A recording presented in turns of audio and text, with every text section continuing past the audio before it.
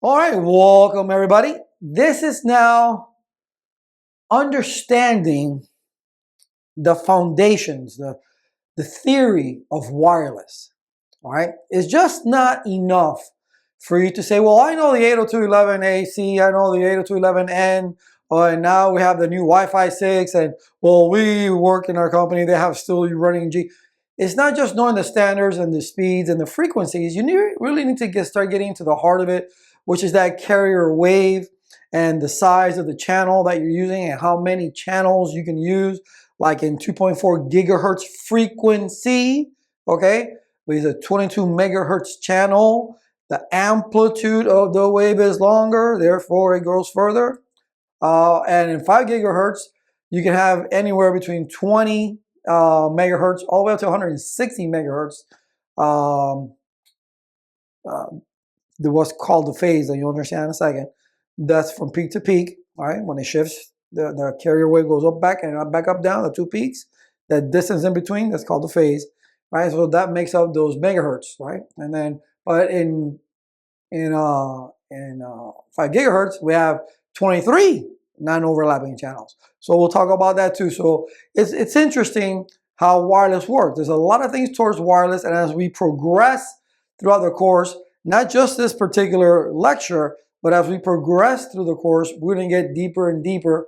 Now, mathematically, it's a little tiny bit, but we're going to start trying to get even more of an understanding of wireless networks. And that could include cellular, could include Bluetooth, could include just wireless LAN, 802, the 802.11 standard, right? We need to understand how these wireless networks, or how these wireless waves, how do they act and what can interfere with them so we can create a very robust wireless network. Cool? All right, so enough said. I'll see you inside. All righty, welcome back everybody. Now we start getting to more of the theory of wireless. You saw the lab in the previous one was very easy to do, but there's so many things that we need to take into consideration when we're doing wireless. Okay, we're doing wireless. This is where this theory needs to come into play. And what you see in front of you, it says wireless is based on alternating current, right? Alternating current, I'm sorry. Transmitter sends AC through the antenna and propagates out in all directions as a wave. Now, that's if you're using an omnidirectional antenna, right? That it propagates this wavelength, okay? And it's like if you dropping, and everybody uses the same analogy, you drop a pebble into the water and you see how it creates those ripple effects coming out. Well, that's the same thing. Those are the same, those are the waves that are coming out from an omnidirectional antenna in all directions, 360 degrees. If it's a directional antenna, then it's going to go in one direction. Now the receiver, as it says there, reverses that process, then the wave reaches the antenna, an electrical signal is induced, and everything works correctly. We should get a similar copy of the original signal transmitted. And that's interesting right there. Let me get my little laser pointer. This is interesting right here. We should get a similar copy of the original signal transmitted. Therefore, if an antenna is transmitting, whether it be a repeater, an access point, or that you're sending signals through, depending on the type of antenna those access points have, or how many antennas those access points have, you should get the same signal on the receiving side. And sometimes when they're too close together because of cold channel interference or overlapping channel interference, it's a million things that can happen where you get this bouncing, this diffraction, the scattering. These are types of interference that can happen where the same signal can be sent in various directions. And then you get various signals coming to you and they'll cancel each other out.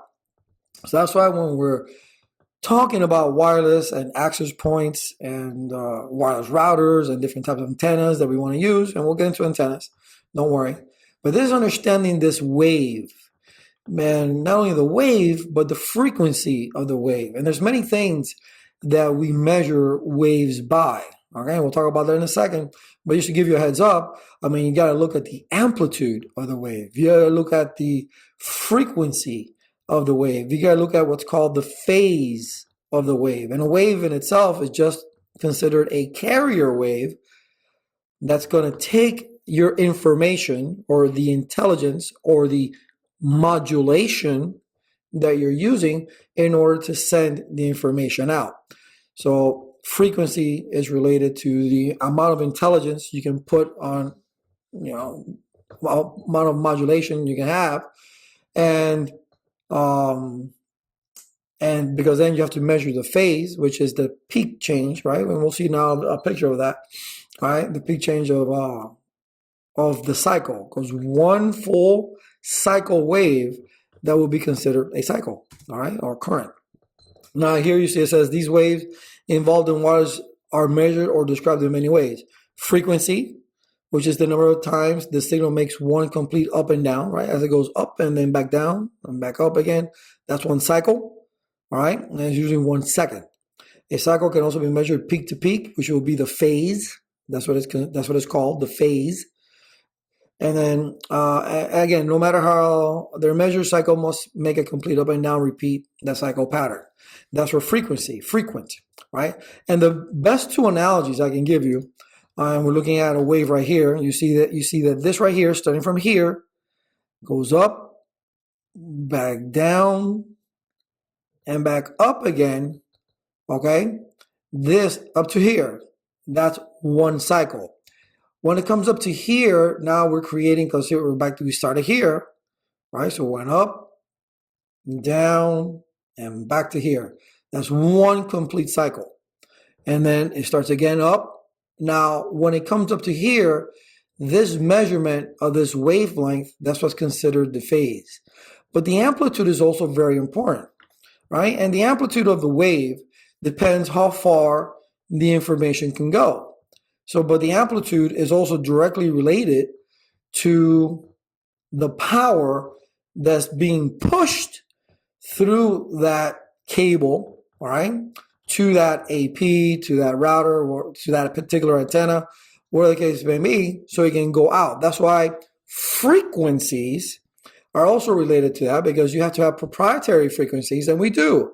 The FCC handles that because you can easily push too much power through a particular antenna, and then you will overlap. The amplitude of the wave will be much bigger in getting now into somebody else's frequency and then overriding them. And this was very popular in the 90s, where people would pirate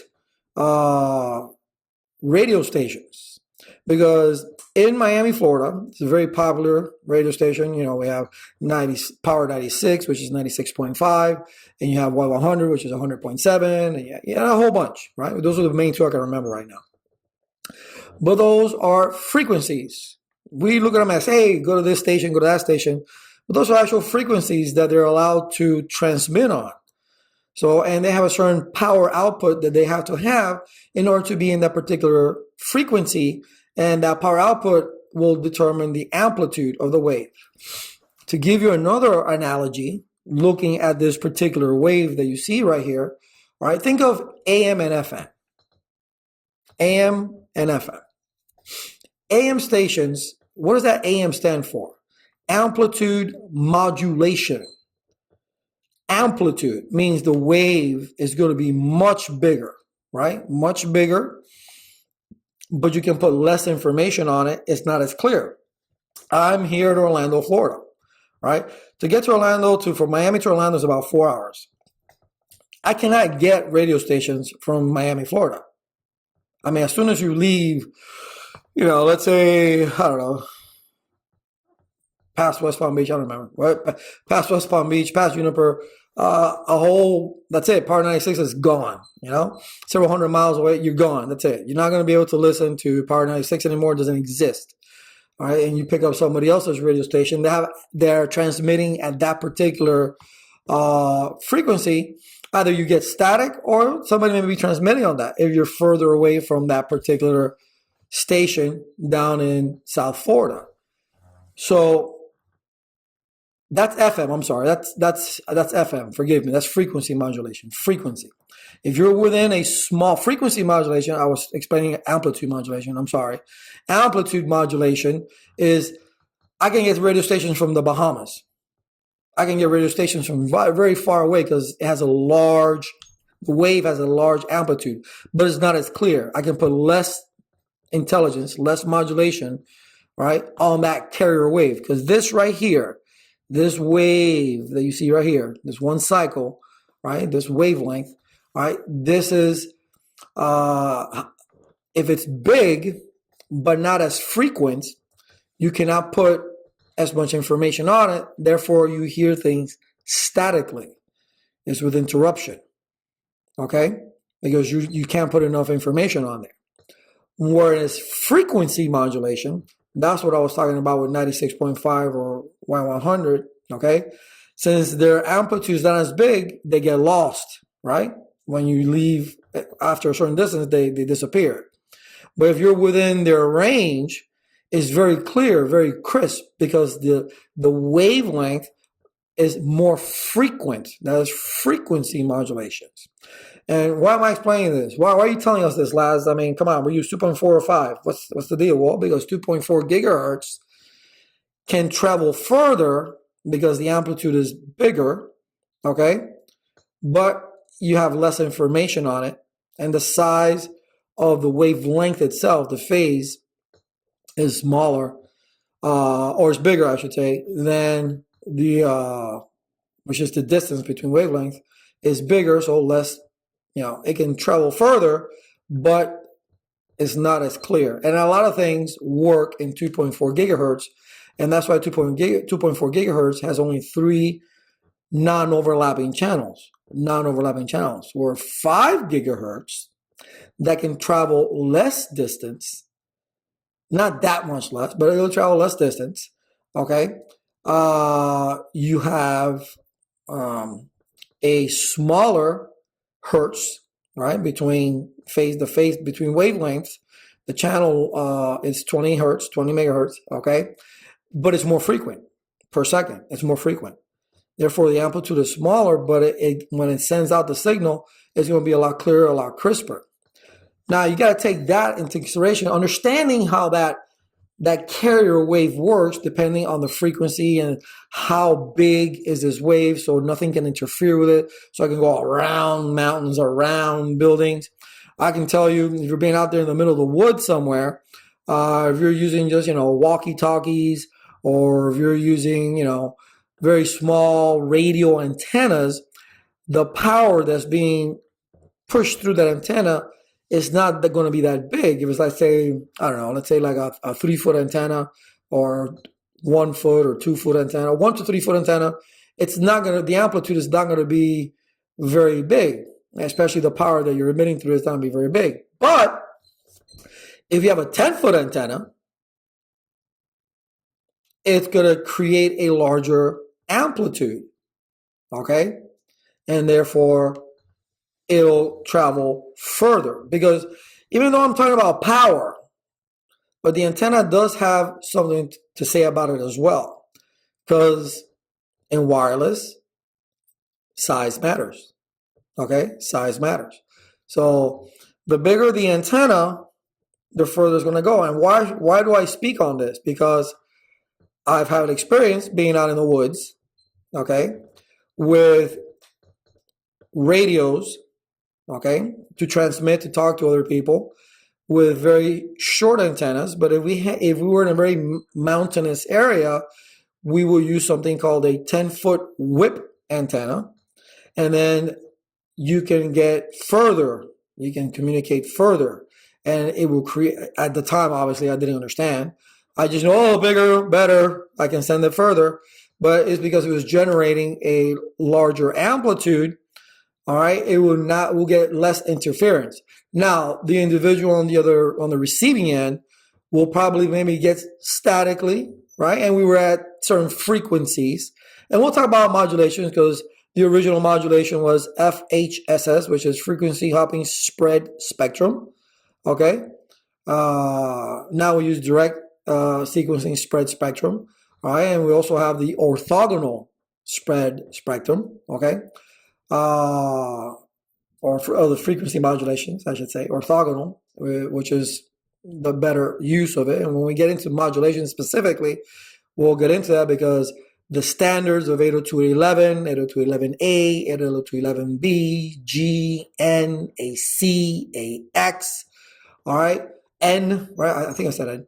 All those things matter because within 2.4, 5 gigahertz existed before 2 gigahertz, 2.4. Okay, nobody wanted to use 802.11a, even though it had 23 non-overlapping channels.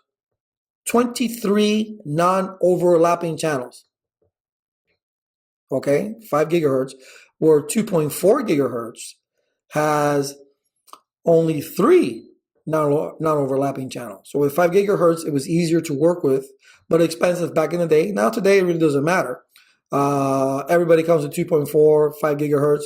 You choose which one you want to use. I always tell people get into the 5 gigahertz range frequency, because if your NIC card, everything else, what supports it, because you're going to get less interference. The speed, it will be a lot better speed, all right, that you're going to get the information in. And it's just going to be a lot crisper, a much more crisper, clearer channel, information, data, whatever it is. Okay. But again, those standards also, when we get into standards, not everybody falls in love with those standards, because we got to look at the hardware that we use. All right. So you see that just by looking at this wave, there's so many things that we can get out of it, because we think, hey, let's just buy an access point, let's buy an all-in-one router. Okay, that has a switch, is doing that already for me. Is just buy it, plug it in, and it's working. That's how they advertise it. You don't have to worry about it, but you do have to worry about it, because if you put it next to your TV, you're causing interference. If you put it by your refrigerator, it's causing interference. If you put it next to any other high voltage device that emits RFI, okay, radio frequency, and waves, it's going to interfere with it. I mean, your body interferes with it. Furniture, walls, drywall absorbs it. Metal, it'll refract off it. Glass will reflect. Wood may absorb. Glass could also, or like water, it will actually refract on water. Okay, if it's stones or things outside, it could scatter. So you can get multiple waves going to your receiver that can cancel themselves out. So there's a lot of things you need to keep in mind. All right, this little wavelength that you think, wow, what a very simple picture. But there's a lot to this. There's a lot to this, because you need to be, okay, what antenna am I going to use? What standard am I going to use? What frequency am I going to use? All right, and that's why the radio site survey and the physical site survey, when you're doing wireless networks, is extremely important of a placement of all these access points. Now, here's what I discussed as far as the wavelength. The wavelength, this is physics. Okay, this is physics. Not that you need to learn physics. Don't go running out there buying physics for dummies or anything like that. Try and learn it in one day. You don't have to do that. Sorry, I was drinking water. You don't have to do that, but just understand it.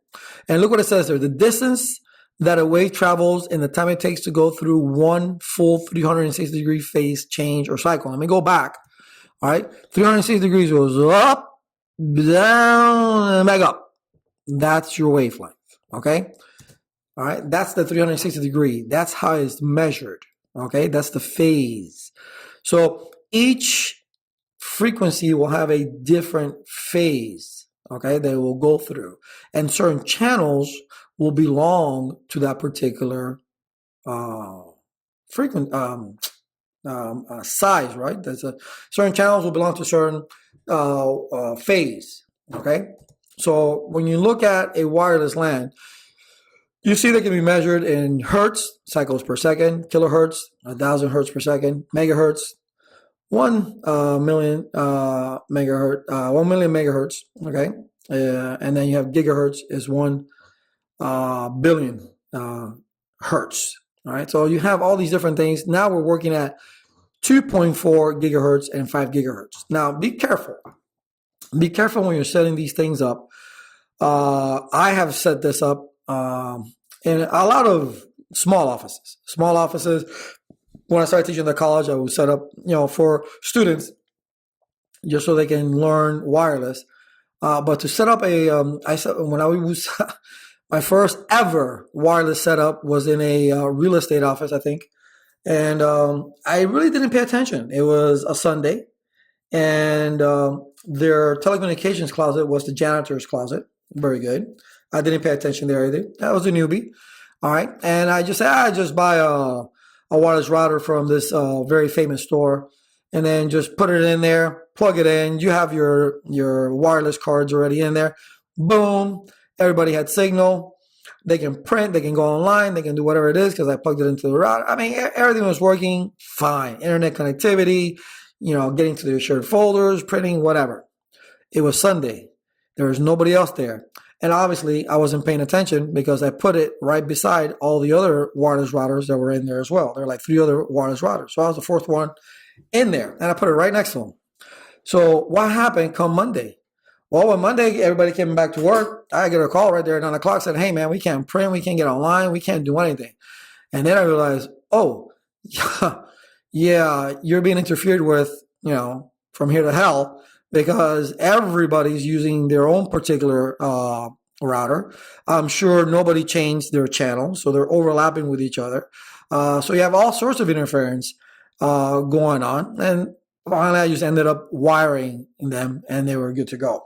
But this is what I mean, that you really need to go out there and take a look before, don't jump the gun like I did. Go out there and see first, okay, where will be the placement of this particular router? What will be the best place? We have other wireless networks saying here, what channels are they running in? Should I, should I change the default channel? Because nobody changes the default channel. I think it's 6, the default channel. Nobody changes it. So it would be nice if you say you put it in 11 if you're using 2.4. But if you're using 5 gigahertz, you wouldn't even care because everybody leaves it at 2.4. Find out though. If you put it at 5 gigahertz, you're good to go. You're in a different, range of channels altogether. You're not going to interfere with nobody. Nobody's going to interfere with you. Completely different frequency. You'll be good to go. Somebody will be listening to the Lawrence Welk show, and you'll be in another channel altogether listening to, I don't know, Ozzy Osbourne, whatever.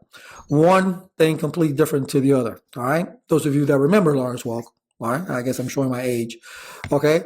But that is what wireless is so important. We need to understand this. Now, I picked this one on purpose because for today's wireless networks, if you're doing anything under AC, I mean, please get with it, okay? The minimum you should be running is AC, not N, all right? I mean, N has been around forever, okay? No, lost because it has the MIMO technology, man. We have MIMO regardless, okay? So no, and we have other ways of promoting or increasing our range in wireless. But the reason I picked 802.11ac and specifically, all right, in the 5 gigahertz range, look right there, 23 non-overlapping channels at 20 megahertz channels. All right, so a lot more information can be put on there, and you can see the channels right there at 20 megahertz, 40 megahertz, 80 megahertz, and 160. Now, for you folks at home, they're running a Soho, and you're buying, in these malls, you're buying these routers, and whatever. They're not business grade routers, so you really cannot pick and choose a lot of these things. The power output, control the TPC, which is the transmit power control. Okay, you can do a lot of these different things. But if you have a business grade router, you can mess around with this. But you got to be very careful. All right, you got to be very careful and not interfere with somebody else. But as you can see, because the bigger the megahertz channel, the more what does that measure?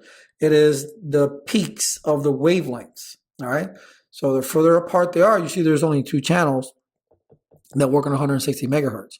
80, you see a lot more channels as the lower the frequency they work in, because 2.4 works at 40 megahertz. Here with 5 gigahertz work at 20 megahertz. All right, we can go ahead and get all these channels in there. All right, so 23 non-overlapping channels. You're not going to have, it's not 1, 6, and 11. It's nowhere in there. You don't see that. So you're completely different. Now, in this particular certification, try to get more narrowed down to certification, their question on the book, it's interesting to me, I guess based on the answers, you would choose these, okay? That these were the channels that exist in 5 gigahertz. These are not the only channels that exist in 5 gigahertz, people. Okay, this is what they were looking for as far as answering a question on a test. All right, but yeah, okay, they're in the 5 gigahertz range, but all these channels are in the 5 gigahertz range. Okay, and this is AC, which you have 1 gigabit per second. All right, 1 gigabit, 1,000 megabits per second. You should be getting. All right, should, operative word. Okay, and you're in a completely different frequency, and depending on your megahertz, depending the channel, because you can see right now, take a look at it. Look at this very well. That this, let's say 36. Is 36 over here? No, it isn't. It's 40. No, not 44 is not here. 52 is not here. So depending on the megahertz is depending on what channel you're going to be using as well. Okay, so usually it's 20 megahertz that we're using, so we can use all these channels that will not overlap with each other. Okay, but who's in charge of all this stuff? Well, the FCC. All right, the FCC, it is a governing body of all what frequencies we can and cannot use. All right, and you have there your submarine, extremely low frequency, very low frequency, right? And then you get into the radio waves, which is AM radio, and then on the microwaves, and that's where we start getting into, right in there where it says the 10 to the 6th and the 10 to the 12th. Right in there, you don't need to worry about that. Just understand that that's where wireless exists, because you got the cell phones right in there. That's where wireless exists, right in there. So the AM radio, your cell phone, your microwave oven, yeah, will interfere. Your entertainment centers, you aficionados with your speakers and your surround sound systems and all that stuff is going to interfere with your wireless. So that's why it's better to run at a 5 gigahertz range than it is to run 2.4, because a lot of these particular electronics, usually 2.4 gigahertz, they interfere with your wireless. All right. It could be that a signal is coming at you, is struggling to get to you from the pool, right? You're trying to get to the router that's in your bedroom, and all of a sudden somebody turns on the microwave and boom, yeah, there goes your signal. All right, so be very careful. You have to choose wisely, Obi-Wan, okay? 5 gigahertz would be the way to go, I think. All right, 23 non-overlapping channels, and yeah, it would be the best. To me, it would be the best. But again, and if you're working, like I used to work in surveying, I've said this before, depending where you go, there's a lot of things that are going to interfere with you. Look at the X-rays, all right, gamma rays, all these different things, okay, airport security scanners, all these different things that emit any kind of electromagnetic interference, radio frequency interference, RFI, all these different things, EMI, all these things that put all these waves out there will interfere with your wireless. That's why when you do a radio site survey, these are the things you're looking for, so you can place the APs in the proper locations to be able to cover dead zones and to be able to choose the proper antennas. Okay, like in a hospital, you use directional antennas, all right, so they can go through those long hallways, right? All right, not just omnidirectional antennas. And you'll have various of these different types of antennas, and we'll talk about that when we get to antennas, but these are things you need to be thinking about already. All right. You can see here wireless LANs. This is a 2.4 gigahertz ISM band. You can see, look at it, 22 megahertz. Okay. And they have the lines are bolder. Okay. 1, 6, and 11 that don't overlap with each other. That's what this is trying to show you. Okay. You see these bold black lines right here, right? And there's the channel 1. And then there's 6, and 11. So they don't overlap with each other. Now, in the previous, I believe it was the previous lecture, all right, we talked about 15% overlap. That's just so you can be able to be, because if you're walking from, let's say, one location to the other location, you don't want to just lose signal and then pick it up again. You want to be able to, So there's that little bit of overlap where you're not interfering, but you're being handed off to the next one, and you'll never lose signal. That's the whole point of wireless, not to lose signal as you walk on, throughout the building, throughout, as you're driving, because you get upset every time that phone drops, right? That call drops, you're upset, especially if it's an emergency. Could you imagine? And that's why now, and you look at cell towers, all right, and that's another type of wireless communication, right? Cellular. All right, now the cell towers, they used to use what they called, they will have 3 antennas with 3 vectors. Now they cover 6. There's 6 antennas up on there, 6 vectors. So they're overlapping each other. So as you drive, and there's more radio towers out there, right? There's more of those steel towers out there, or they can be placed. There's types of devices that are placed on telephone poles or those concrete poles. All right, so people, in rural areas are able to get, service. All right. So that's one of the things you need to think of when you're doing it. Oh, I knew I was going to remember. I spoke on the last lecture about a device that I took with me to Europe. Okay. So I had signal wherever I went. Now, one of the places I went in Europe was in Portugal, and I really was heading toward the mountains of Portugal. To get signal was insane. So this device is called a Skyroam. Now, I'm not getting any money from these people. They're not sponsoring me, not doing anything. This is what I used. Okay. So with the Skyroam device, you connect to it. Let's say your phone, right? Your phone connects to this device, the Skyroam. You can Google it. All right. And you connect to it wirelessly. And then that device looks for cellular connectivity. It doesn't matter who it is. And then that will give you internet, that will be able for you to send information. And there's so many things out there that can do that. There's something called, we also tested before, we left, whatever. These are called GoTennas. GoTennas, I believe is what it's called. But you can make a call or text. All right. And these antennas is like an IBSS. Independent basic service set. They talk to each other. These antennas have a certain distance. It wasn't that bad, really. I think we got to up to 2 blocks away from each other, and we were able to communicate. Now, remember, if you're out in the middle of friggin' nowhere and you're in mountainous areas, yeah, that antenna is not that big, all right, but it works. It works. You still be able to use it where you can actually, these antennas talk to each other, and you can at least have minimum text communication.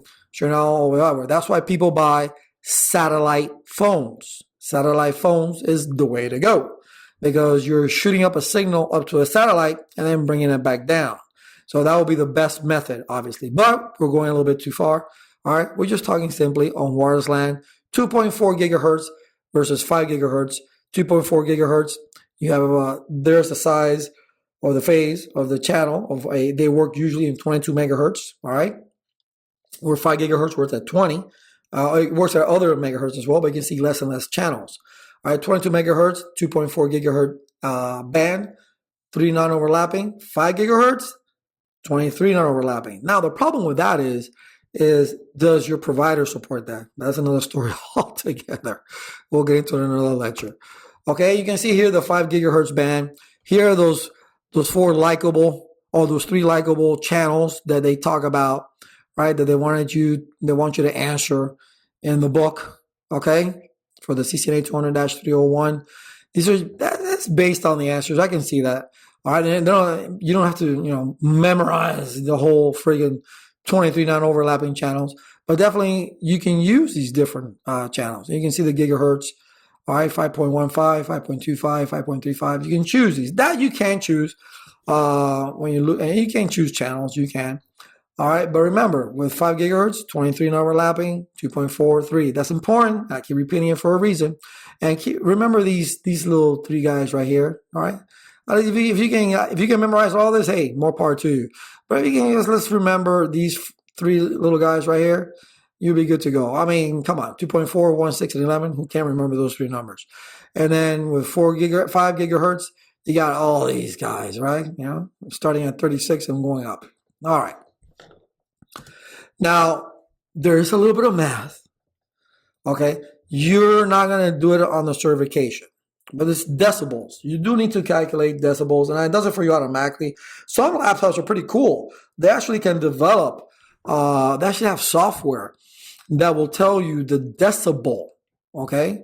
If it's negative or positive or whatever it is, and you can see it being mapped out. They have actual software on the laptop which creates these circles, right? These waves, and they see the decibel length, so the further away, I mean, here would be like, say, the actual device, and then way out here somewhere, if you're walking around and you're this far away from, let's say this P1 is the center, and you're way out here, well, then your decibel is going to be a lot less, and negative, and then when you get closer, it's going to be more positive, and then you have more power. So this is a formula that you can use to to be able to know how much power you're actually getting, no? So you can do a comparison. You can do your radio site survey, but you have software that does this. This is not going to be on the certification. Highly doubt it. If it is, it's not a big deal, all right, to do, because there it is right there. Okay, so I'm not going to spend too much time on it. Just know what it is. All right. Now this will probably be on the cert. It's very easy. If you have a plus 3 dB, you multiply times 2. Okay. If you have a minus 3 dB, that means you have a loss, right? Plus, you have a gain. Minus, you have a loss. Well, then if you have a plus, then you multiply more. If you have a less, you subtract, you divide. So you either multiply by 2 or divide by 2. You have a plus or minus 3. And you have a plus or minus 10, you plus or divide by 10, depending on what you have, right? That's for you to get what's called the effective EIRP, not a routing protocol, EIRP, effective isotropic radiated power. That's what it stands for, okay? So, give you an example. You have an AP that's 100 milliwatts. You have a 3 dB antenna, so you get 100 milliwatts times 2, right? Because you got to multiply by 2, you have 200 milliwatts of power. Okay, so I have an AP, 100 milliwatts plus 10. Well, then I get 100 times 10. Then I got 1,000 milliwatts of power, or 1 milliwatt, okay? Or 1 watt, I should say. All right, take that M out, 1 watt, okay? But they say it's cumulative. So you got something that says 7 dB. Well, what do you do there? Okay, well, how do you get 7, right? 10. So 10, I'm going to multiply by 10, and then I'm going to take away 2 from that, right? That will give me 7. So the effective isotropic radiated power will be 500 milliwatt, all right? And you can see an example, all right, effective isotropic radiated power. There it is. You can see an example of that. The black is with the black, the red is with the red. So let's just look at the black, make it simple. You have an AP, here it is. So 100 milliwatts of power, okay. We have loss, because cable will give us loss, okay. So it's negative 2, because it's a minus 3, okay. All right. And then if we got a gain, because we have an antenna right here that's 20 dB. Oh, okay. So 10 dB, sorry, 10 dB. So we multiply by 10, we have 500. Oh, cool. Here we have, a negative 6 dB. All right. So we divide by 4. Okay. So we divide by 4 because it's 2, right? If it's 3, so you got 2, minus 3 is minus 6, right? So we have minus 6. So it's so we got to do times 4, or divide by 4, I should say. Divide by 4, right? Because if it's just 3, it's just 2. So if it's 6, it's 4. Okay, divide by 4. And then we have a gain of 20. So we got 20. We got the same thing, 100 divided by 4, and then times 20, we get 500 milliwatt of power. Again, all right? Because the gain changed. So what's coming out here, what's being emitted through here, is your 500 milliwatts of power. And it all depends what your loss and your gain is. That's how you get that. So you see the rules of 10 and 3 are not, or 3 or 10, are not that difficult to understand, okay? So, but definitely you need to make sure that you understand what you're doing when it comes to your wireless, because you can see there's a lot of different things that are important. I'm just going back through the thing that's, if you're using 2.4 or 5 gigahertz, all right, many things can interfere with it. The size, the wavelength, right? The phase, the megahertz, The size of the channel, the size of the phase depends on the megahertz you're using, okay? With 2.4, it was 22. Here we can use 20, 20, 40, or 80, or 60. But look at how many channels, okay? You see where radio frequency is, and well, you can see that in the other one. Radio frequency is and wireless LAN is, all right? And you can see the measurement right there, the phase we're talking about, and this understanding this carrier wave. So there's a lot of different things that you need to think of when you're talking about wireless connectivity. It's just not about putting a router, all-in-one router, or a particular type of router in there. Is you need to take a scientific approach. Seriously, a scientific approach when you're doing wireless. You'll have the software available for you, spectrum analyzers, things of that nature, all right, that you use to go ahead and do these surveys and see exactly where you're doing it. Now, you're not going to run around your house doing a spectrum. I didn't do that when I came to my house or any house I've been in, all right. I go ahead and I say, okay, I'm going to put my router here. I'm going to use my wireless. If I need to move my router, I'll move my router. And then, so I won't have it next to the TV like everybody does, all right. Don't do that. Or next to a speaker, all right? Like you don't put your speakers, you have these external speakers. You don't put them next to your computer because you have magnetic interference, electromagnetic interference, and that can really mess up your screen. So don't do that. So you need now, when we're doing wireless, we really need to think about that. And when we start getting into wireless WAN, all right, which is a wireless wide area network, that's another huge complication. We won't get too much into it, but we'll touch upon it. But we definitely need to understand wireless LAN. So this is just an understanding of theory, and there's more theory to come. And we'll do labs, not in this particular lecture, but in lectures to come, we'll do a lot more labs. But we do need to understand. And one thing I wanted to show you is a drawing. Don't worry about this, okay? If you want to know this, that's fine. This is a visual drawing that I did, okay, of the wavelength, all right, of a 2.4 gigahertz signal, okay? You see that the wavelength is 4.8 inches or 12 centimeters, okay, versus a 5 gigahertz, which is 2 inches.